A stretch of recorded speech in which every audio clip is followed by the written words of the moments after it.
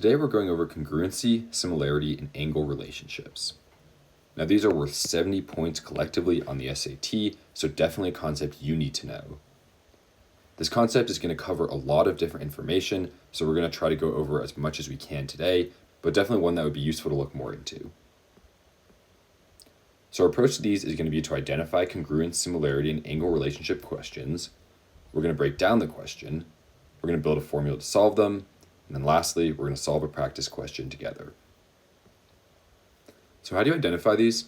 Well, these questions will test your understanding of congruent triangles, similar triangles, and different angle relationships. So congruent triangles, all angles and sides are going to be the same. So if we have two triangles that look like this, now mine won't be perfect, but if we had the same here, same angle there, same angle here, then these two are congruent. Now similar triangles are going to have all angles that are the same, but the sides are proportional. So what this might look like is we have a big triangle here and a smaller triangle here. So their angles are the same. Then we could have something like 5, 6, 10, and 2.5, 3, and 5. So we can see that the side lengths are 1/2 when we go from our big triangle to our little triangle, so they're proportional. Each of them are half of what the big triangle is, but our angles are the same. So we have complementary angles that add up to 90 degrees. We have supplementary angles that add up to 180 degrees. And then we have this idea of transversals, which show parallel lines. So we have parallel lines, and the transversals will intersect. So we have these, which would be like transversals. And these two angles are going to be the same because they're vertical angles that are across from each other. And then sometimes they'll give you like this angle here, and they'll ask you to find this inside angle X, or they might ask you an array of different questions. But if it looks like this setup, it's a transversal. Now, our formula for congruence, similarity, and angle relationships is going to be to identify what we're looking for. We're going to decide our relationship. And then lastly, we're going to apply the relationship to the question. So here's an example. In the figure shown above, line XZ is parallel to line UW. If XZ equals 10, what is the length of YZ? Okay, so it gave us some extra information that wasn't labeled here. It's telling us that this side is 10, and so I'm going to fill that in so we know that automatically. Now, another thing that we actually know about these triangles is that these are similar triangles.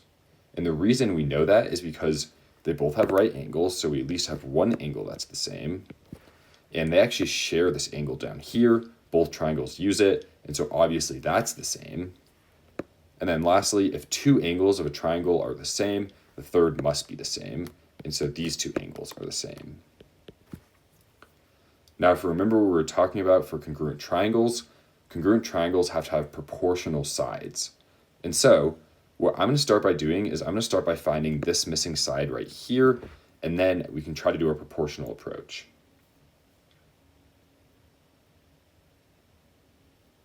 Okay, so we have two sides of a triangle, we have a right angle, and so that tells me we can use Pythagorean theorem. So a squared plus b squared equals c squared. And we have a here, we'll say this is b, and then c is our hypotenuse. And so we have 12 squared plus b squared equals 13 squared. Okay, perfect. And then b squared is going to equal 25. If we do a square root on both sides, b equals 5. So square root both sides, b equals 5. Okay, so now I can replace this b with a 5. And now we can see the proportion of our two triangles. So just to write this out, WU, which is right here, over ZX, which is this bigger one, equals 5 over 10. And so this is giving us the proportion that we have to keep constant. So now let's do it with the ones that we want. So we want to know YZ, and YZ is the bigger triangle, and ZX up here was the bigger triangle, so we're going to put it in the denominator like we did last time. So YZ.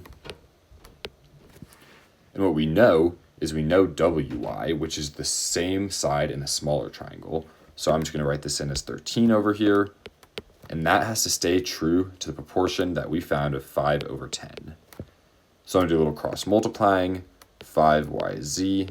And don't get confused, this is not two variables. It's just one variable representing the side YZ equals 130. And then if we divide by 5, YZ equals 26. So this is going to give us answer choice D. So this one might have seemed a little confusing, but after we understood that we could use Pythagorean theorem and that we had similar triangles, putting those pieces together helped us get this answer of 26 for YZ. So this one won't directly apply to Desmos, but keep it in mind because sometimes it's more useful than you'd think, and good luck on this concept.